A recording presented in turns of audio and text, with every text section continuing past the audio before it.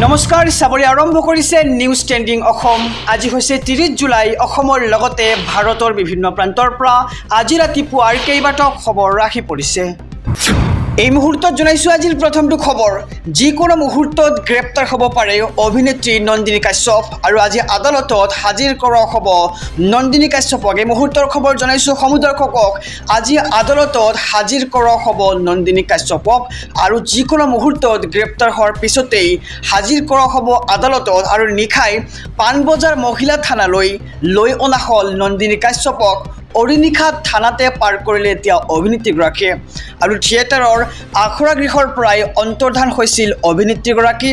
সামিউল হকৰ মৃত্যুৰ পিছতেই বিপদত পৰিছে এতিয়া নন্দিনী কাশ্যপ আৰু সামিউল হকৰ পৰিয়ালৰ এজাহাৰৰ ভিত্তিত আটক অভিনেত্ৰীগৰাকী আৰু আজি 11 বজাৰ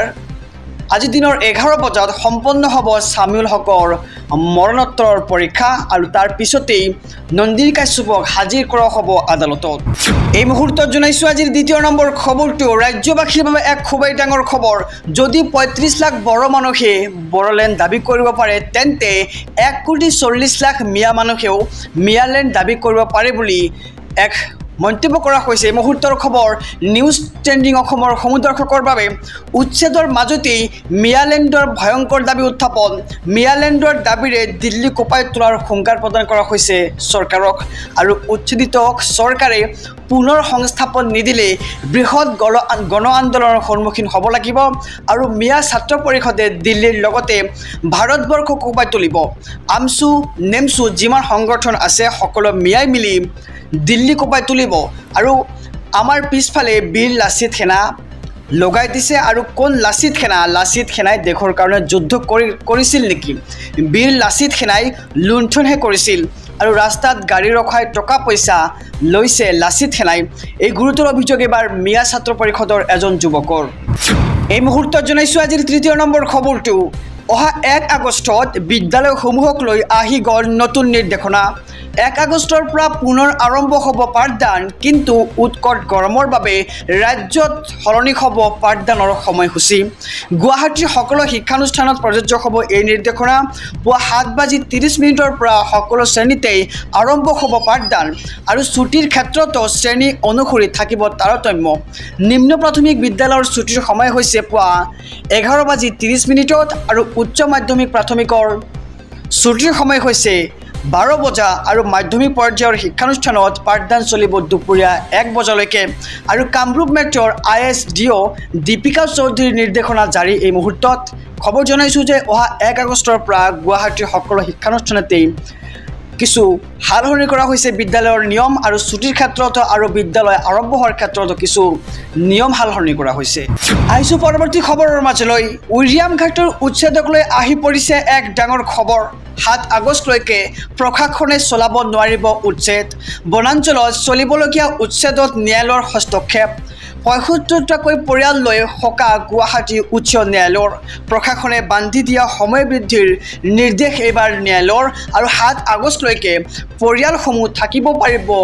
আৰু বাস কৰি থকা স্থানত আৰু উইলিয়াম ঘাটৰ উচ্ছেদক লৈ আহি পৰিছে ডাঙৰ খবৰটো জনাই গৈছো যে উইলিয়াম ঘাটৰ এইবাৰ পৰিয়ালে অহা 7 আগষ্টলৈকে থাকিব পাৰিব নিজ নিজ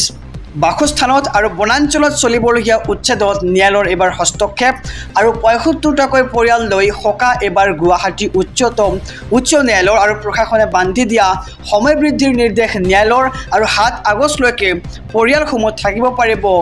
বাস কৰি থকা স্থানতেই আহিছো পৰৱৰ্তী খবৰৰ মাজলৈ অসমৰ মুছলমানক বঞ্চনাৰ অভিযোগ গৰজি উঠিল আছাদুদ্দিন ওৱেইছি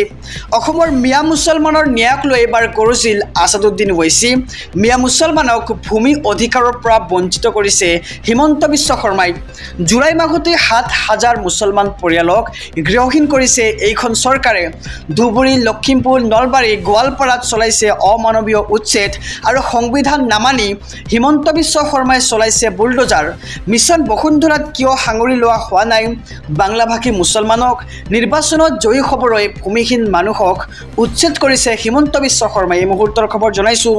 এইবাৰ মুছলমানক লৈ গৰজিল আছাদুদ্দিন ওৱাইচি অসমৰ মিয়া মুছলমানৰ ন্যায়ক লৈ এইবাৰ গৰজিল আছাদুদ্দিন ওৱাইচি আৰু মিয়া মুছলমানক ভূমি অধিকাৰৰ পৰা বঞ্চিত কৰিছে হিমন্ত বিশ্ব শৰ্মাই জুলাই মাহতে ৭,০০০ মুছলমান পৰিয়ালক গৃহহীন কৰিছে এইখন চৰকাৰে ধুবুৰী লখিমপুৰ নলবাৰী গোৱালপাৰাত চলাইছে অমানৱীয় উচ্ছেদ আৰু সংবিধান নামানি হিমন্ত বিশ্ব শৰ্মা চৰকাৰখনে চলাইছে বুলডোজাৰ আৰু মিছন বসুন্ধৰাত কিয় সাঙুৰি লোৱা হোৱা নাই বাংলাভাষী মুছলমানক এনেদৰে এতিয়া বিজেপি চৰকাৰক প্ৰশ্ন কৰিছে আছাদুদ্দিন ওৱাইচিয়ে আহিছোঁ আজিৰ শেষৰ খবৰটোৰ মাজলৈ যিসকলে ই ৰিক্সা চলায় আৰু ই ৰিক্সাত ভ্ৰমণ কৰে তেওঁলোকৰ বাবে এটা অত্যন্ত জৰুৰী খবৰ ই ৰিক্সা চালক লৈ আহি গ'ল 12টা নতুন নিৰ্দেশনা নিয়ম নামানিলে ভৰিব লাগিব জৰিমনা 1 নম্বৰত সকলো ই ৰিক্সা চালকে পৌৰসভাই যোগান ধৰা নম্বৰ প্লেট লগাব লাগিব 2 নম্বৰত নগাঁও পৌৰসভা এলেকাত পৌৰসভাৰ দ্বাৰা অনুমোদিত ই ৰিক্সাৰ বাহিৰে অন্য ই ৰিক্সা চলাচল নিষেধ কৰা হৈছে 3 নম্বৰত কোৱা হৈছে পুৱা 5 বজাৰ পৰা নিশা 9 বজালৈকে চলাব পাৰিব ই ৰিক্সা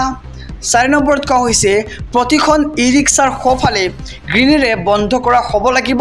আৰু ব্ৰেক হৰ্ণ লুকিং গ্লাছ থাকিব লাগিব 5 নম্বৰত কৈছে ই ৰিক্সাসমূহৰ আগফালে আৰু পিছফালে হালধীয়া ৰিফ্লেক্টৰ টেপ লগাব লাগিব 6 নম্বৰত কোৱা হৈছে ই ৰিক্সা চালকে নিচাযুক্ত দ্ৰব্য সেৱন কৰিব নোৱাৰিব অন্যথা বাতিল কৰা হ'ব অনুজ্ঞাপত্ৰ 7 নম্বৰত কোৱা হৈছে চালকৰ বাহিৰে চালকৰ আসনত অন্য যাত্ৰী বহিব নোৱাৰিব আমি দেখা পাওঁ যে ই ৰিক্সাসমূহৰ চালকৰ সন্মুখতেই যাত্ৰী কঢ়িয়ায় কিন্তু এনে কৰিলে বিহা হ'ব এতিয়া জৰিমনা আৰু মুঠ 5জন যাত্ৰীহে কঢ়িয়াব পাৰিব এখন ই ৰিক্সাই 8 নম্বৰত চালকে অনুজ্ঞাপত্ৰ সকলো সময়তে লগত ৰাখিব লাগিব অন্যথা 500 টকা পৰ্যন্ত জৰিমনা ভৰিব লাগিব ই ৰিক্সাৰ গৰাকীয়ে আৰু নিৰীহ